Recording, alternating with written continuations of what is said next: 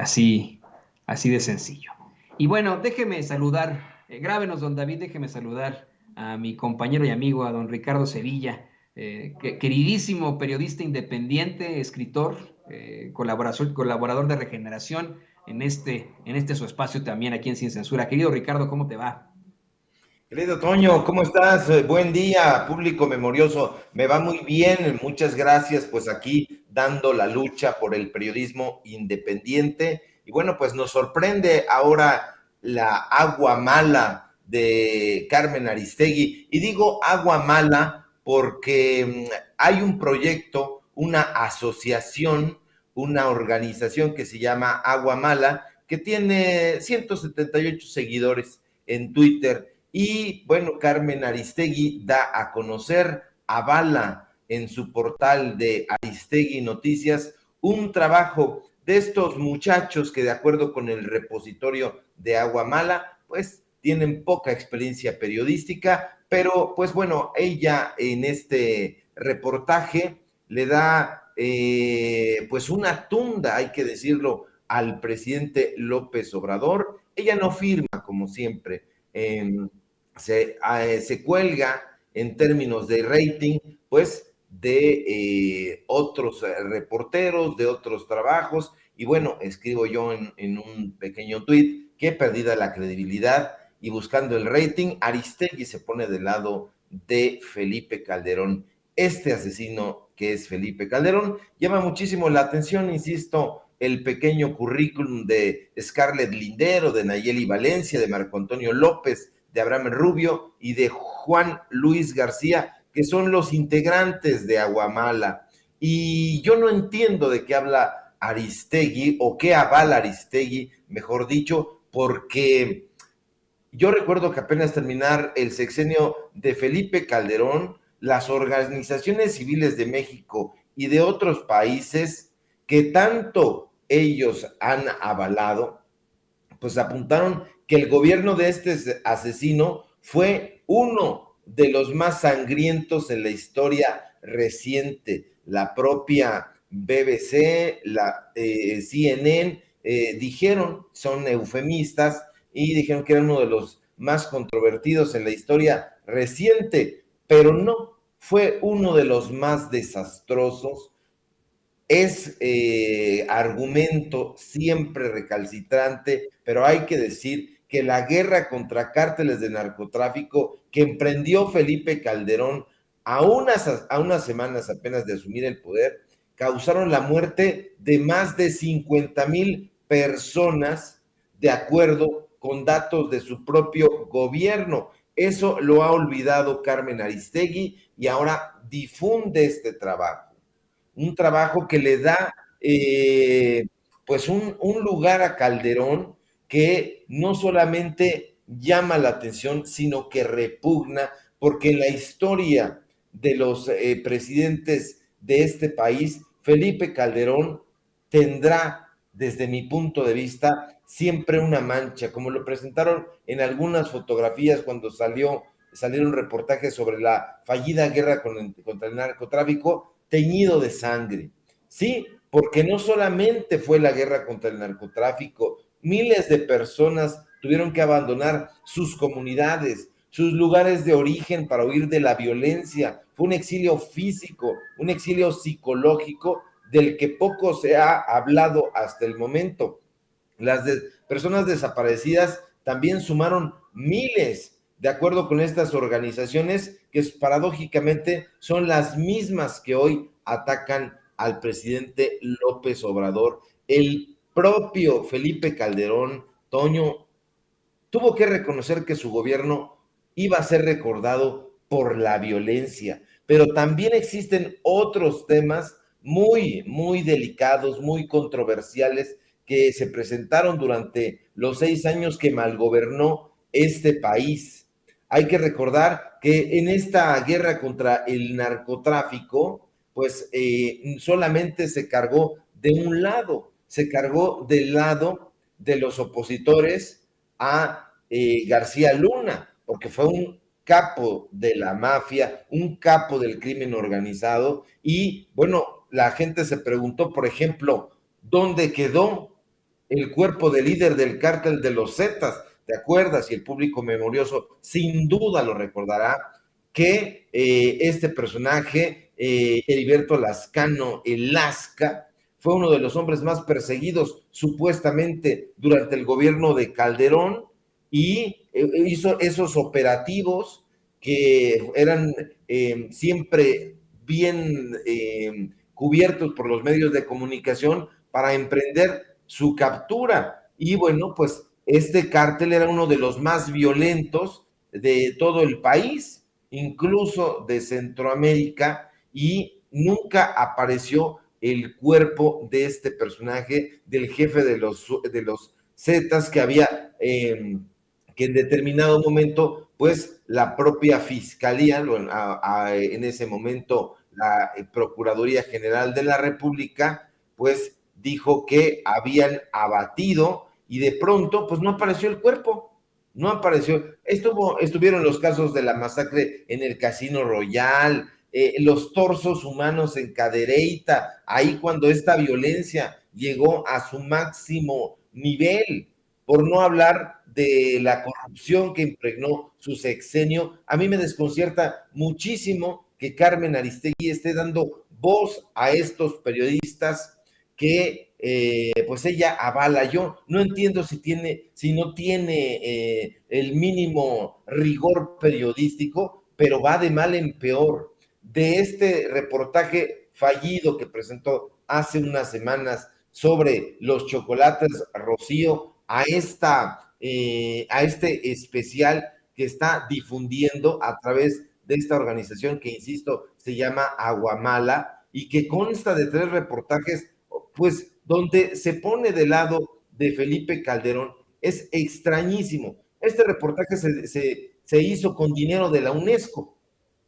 Eso no lo pone Carmen Aristegui, es un especial que se llama El País Bajo las Armas y bueno, está dedicado al gobierno de López Obrador, pero de una manera sumamente crítica que vulnera todo rigor periodístico y tenemos ahí la vida de un civil vale 300,000 pesos para el ejército, es en contra del ejército mexicano. Tenemos la cuarta transformación del poder militar, por supuesto, pues bueno, ahí en el título podemos ver de qué se trata. Tenemos que es la pacificación de AMLO, es más letal que la guerra de Calderón. Yo estoy sumamente desconcertado porque ya sabíamos cómo se las gastaba Carmen Aristegui, sabemos que tiene dinero suficiente como para tener sus oficinas ancladas ahí donde las grandes televisoras como Televisa y Televisión Azteca tienen sus instalaciones, que es en el sur de la Ciudad de México, una de las zonas más caras de este país, para tener ahí su redacción ahí en el periférico muy cómodamente, donde se sube iniciando y terminando su noticiero a una camioneta enorme, pero yo no recuerdo, y lo hemos dicho aquí en Sin Censura, cuál es el último reportaje de Carmen Aristegui, hecho por ella, investigado por ella, propuesto por ella y difundido por ella. Yo no recuerdo ni uno solo, como no hayan sido quizá los reportajes que hizo cuando estudió la carrera en la Facultad de Ciencias Políticas, Ciencias de la Comunicación, pero de ahí en fuera no recuerdo uno solo. Me parece que es una difusora. Su nombre, como ya se sabe, pues es una marca registrada, Aristegui Noticias, y mediante esta marca registrada está presentando reportajes que en este caso pues están revelando más de ella que del personaje que está atacando, que en este caso es el presidente López Obrador, la cuarta transformación y todo. Miren que ir en contra de la familia de López Obrador sin ningún sustento, ir en contra de sus hijos sin ningún sustento periodístico, sino a través de injerencias, es delirante. Pero ahora, ponerse del lado de Felipe Calderón y decir que la pacificación de López Obrador es más letal que la guerra, que la fallida guerra del narcotráfico de Felipe Calderón, es ya una estulticia. No sé en qué nivel de periodismo vaya a terminar si continúa esta ruta la panista Aristegui, digo Aristegui, no quise decir panista, porque los panistas son sus panelistas, ¿no? Pero eso es la impresión que tengo, está corriendo con los brazos abiertos, pues a la reinstauración, hay que tocar madera, pero a la reinstauración del panismo. ¿Por qué? Pues ya vemos que le pone el micrófono a todos estos personajes y les dice, bueno, pues sírvanse con la cuchara grande, digan lo que sean que tengan que decir, y es monstruoso el adefesio informativo que está creando con esta tergiversación de los reportajes y publicando pues a estos jóvenes. Hay que darle la voz, querido Toño, a los periodistas jóvenes, sin duda, hay que pasar la estafeta, pero no podemos darle voz a periodistas jóvenes que todavía no tienen el rigor necesario para poder llevar o presentar esas investigaciones y que únicamente sirven a los intereses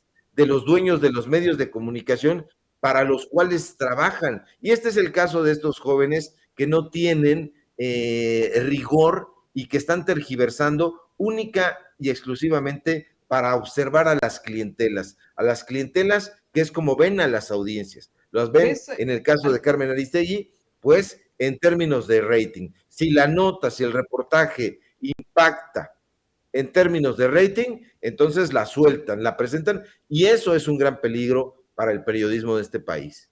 Que es algo que ocurre comúnmente, querido Ricardo. A los jóvenes en el periodismo, tan pronto se gradúan y comienzan ellos a desenvolverse en, pues vamos, en los medios de comunicación tradicionales, los avientan a las peores notas. Hacen que firmen con su nombre precisamente reportajes o pseudoinvestigaciones que carecen de rigor periodístico y con las que enfrentan a manchar su nombre para siempre, o con la consigna de que, bueno, son de los primeros reportajes que estaba realizando este cuate y bueno, pues ya después se pudo limpiar su nombre. No ocurre así en Estados Unidos. En Estados Unidos el que la riega la primera ya se acaba su nombre para siempre en los medios de comunicación tradicionales. Y déjame pedirle a don David que nos grabe, porque qué bueno que lo mencionas. En la misma mañanera del presidente López Obrador, en la misma mañanera, el presidente volvió a exhibir a dos de los principales colaboradores de Aristegui Noticias, a Denise Dresser, a Sergio Aguayo, por sus acusaciones sin sustento, como el acusar al mandatario de un golpe de Estado con su acuerdo para establecer como asunto de seguridad nacional las obras de infraestructura o compararlo con Díaz Ordaz. Esto fue lo que dijo el presidente a grandes rasgos, fue un clip muy pequeño. ¿Qué te parece que lo analizamos para hablar precisamente de lo que podría tener, en todo caso, como vamos, como paradigma todavía, Carmen Aristegui? Y eso fue lo que dijo. Ahí los veo. La señora Dresser, así es Denise Dresser, ¿no? Un acuerdo que emito, que es como un memorándum para que se avancen los trámites y empujar el elefante.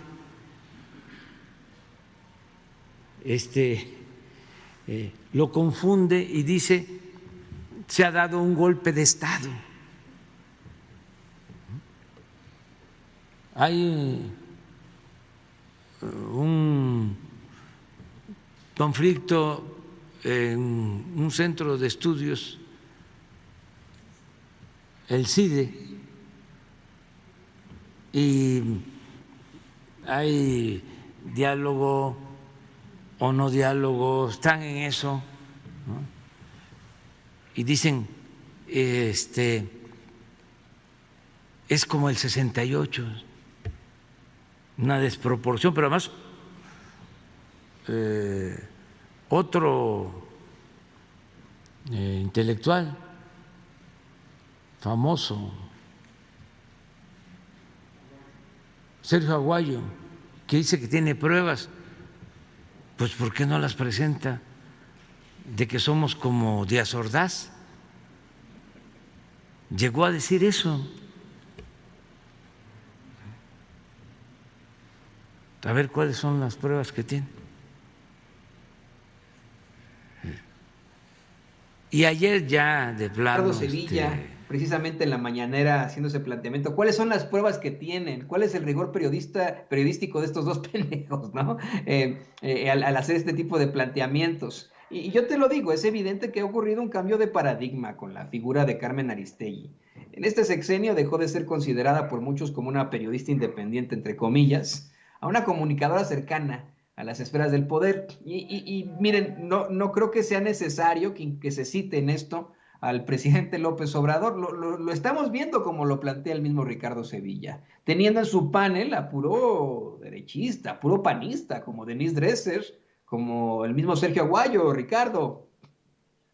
Así es, y todavía lo siguen teniendo. Bueno, basta ver sus cartas credenciales.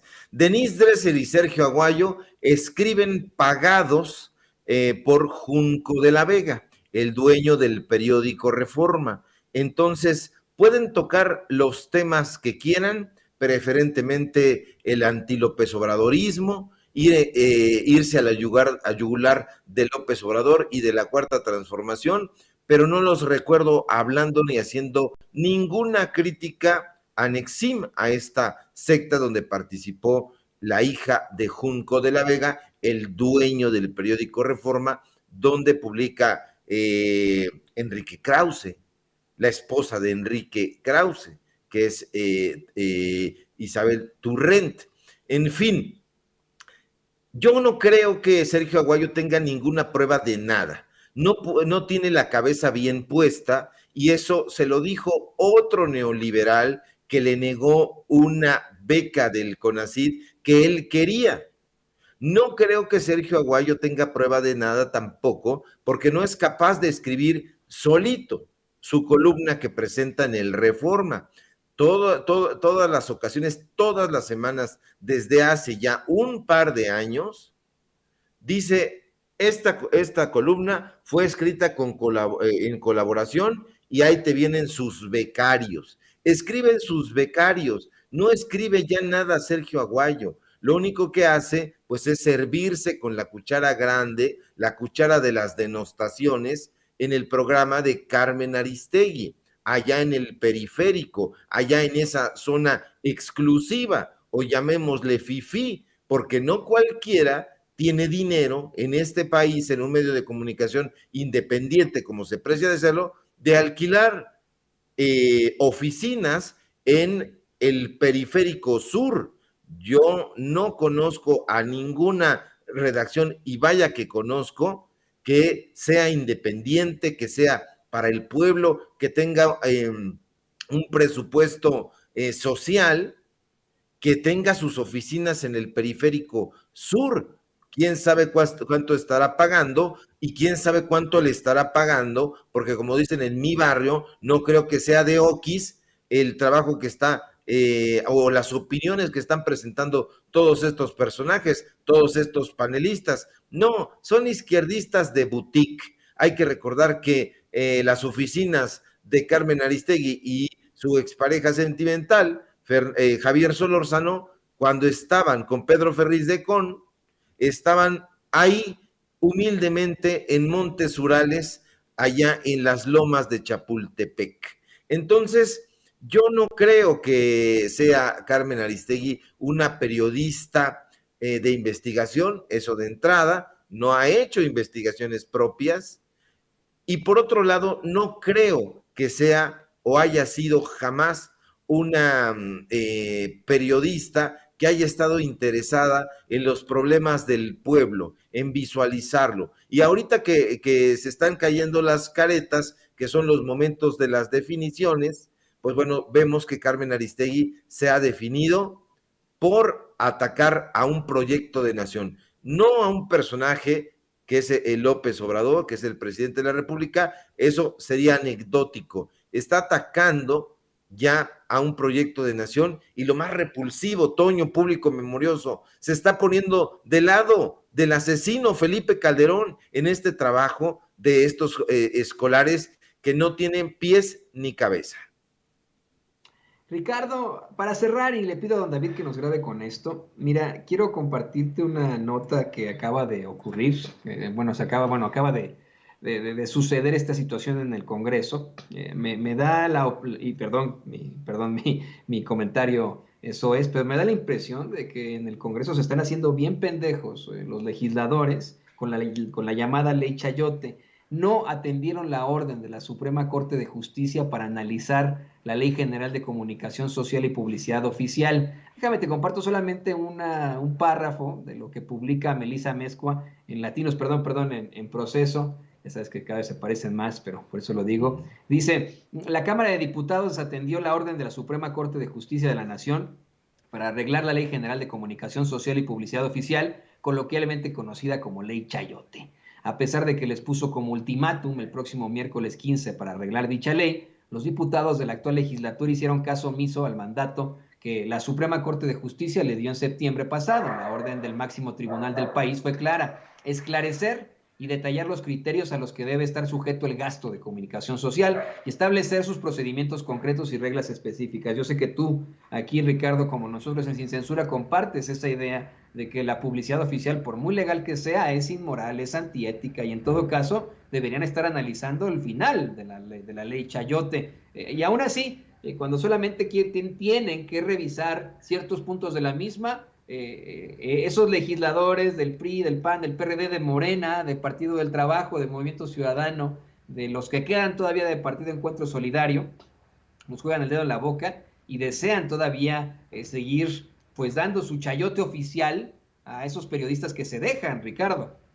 Así es, y que son muchos, porque hay que recordar que justamente esto que mencionas de la ley Chayote, pues se sigue practicando y cómplices son tanto los medios de comunicación como los periodistas y los políticos que quieren prensa amiga, prensa buena, notas a modo. Y eso en la jerga periodística, tú lo sabes muy bien, querido Toño, se llaman debes. El debe, el que se debe publicar sí o sí en las páginas del Universal, de El Financiero, de Excelsior. Ahí hay debes. Es una frase hecha dentro del argot periodístico y se dejan espacios para que se presenten esos debes, que son las notas a modo pagadas por los diferentes gobiernos. Yo recuerdo que en el periódico Excelsior siempre, todos los días, se dejaba espacio para debes. El debecito, le decían, aquí va esta nota, aquí va esta otra, y aquí dejamos espacio para un debe. ¿De quién? Pues bueno, de Enrique Peña Nieto, de Osorio Chong, el espectacular Osorio Chong. ¿Por qué? Porque así lo ponían. ¿Y qué? ¿Cuáles eran los beneficios de eso? Pues darle contratos de publicidad oficial precisamente. Y se tiene que regular sí o sí, porque estos políticos y estos periodistas, viceversa, se están acercando para dar esta lana. Hay que ver cómo corren los políticos a buscar a los periodistas que saben que son chayoteros para ofrecerles una lana y que les den una buena prensa. Y hay que ver cómo se dejan encontrar también esos periodistas para que les den otra lanita y tener una prensa buena, como es el caso de los estados. Aquí la federación pues ya está haciendo algunos ajustes, pero todavía hay contratos que le hace, por ejemplo, el IMSS a Carmen Aristegui, y hay que revisar eso con muchísima atención,